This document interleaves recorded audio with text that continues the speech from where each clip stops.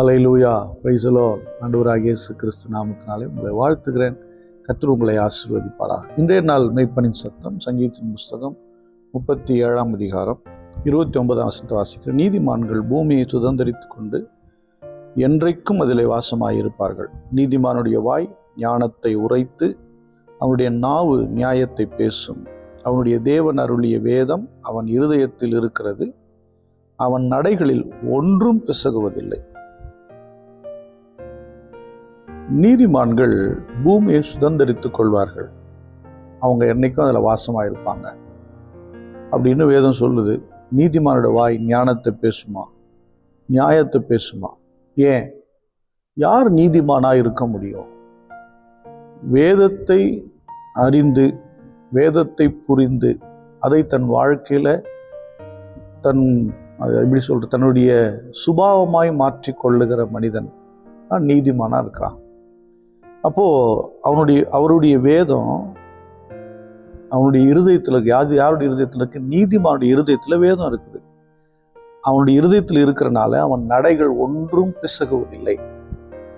நீதிமானுடைய வாழ்க்கை ராஜபாதை என்று வசனம் சொல்லுகிறது. அப்போ நீதிமானுடைய இருதயத்தில் இந்த வேதம் இருக்கிறனால தான் அவன் வாழ்க்கையெல்லாம், அவன் நடையெல்லாம் மிக நேர்த்தியாக இருக்கிறது.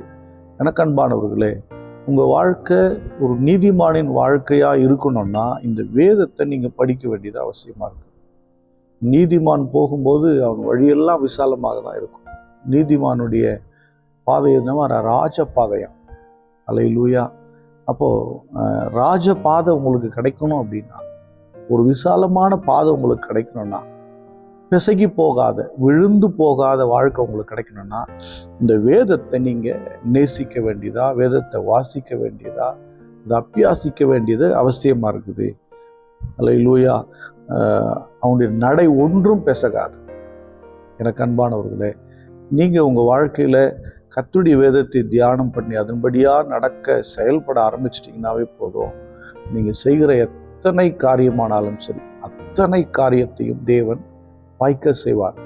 உங்களை கைவிடவே மாட்டார், உங்களை விட்டு விலக மாட்டார். கர்த்தர் உங்க கூடவே இருப்பார்.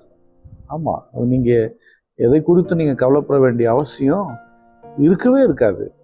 ஏன்னா வேதம் உங்கள் இருதயத்தில் வந்துருச்சுல. பாருங்க, எஸ்ரா அவர் தன்னுடைய மக்களோடு கூட 1754 பேரோட எருசலேம் நோக்கி பிரயாணப்பட்டு வருகிறார்.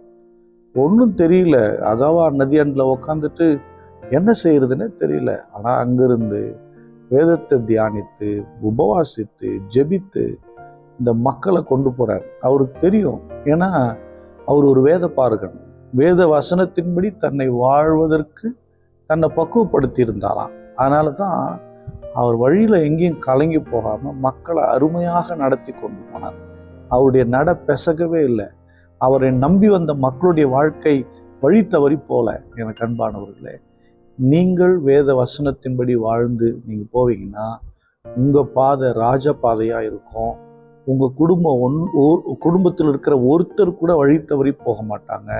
உங்கள் பிள்ளைகள் வழி தவறி போக மாட்டாங்க. உங்கள் குடும்பம் கெட்டு போகாது.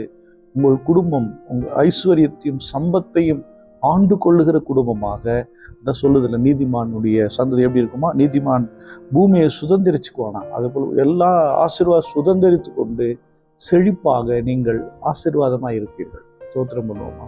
ஸ்தோத்திரம் ஆண்டவரே, ஸ்தோத்திரம். நீதிமானாய் வாழ உடைய வார்த்தையை இருதயத்தில் வைத்து அதன்படி நடக்க, பேச, வாழ கற்றுக் கொடுக்கும். பார்க்கிற ஒவ்வொருவரையும் ஆசீர்வதிங்கப்பா. இயேசு கிறிஸ்துவின் நாமத்தினால் ஜெபிக்கிறேன், ஜீவனுள்ள நல்ல பிதாவே. ஆமென். God bless you. Bye-bye.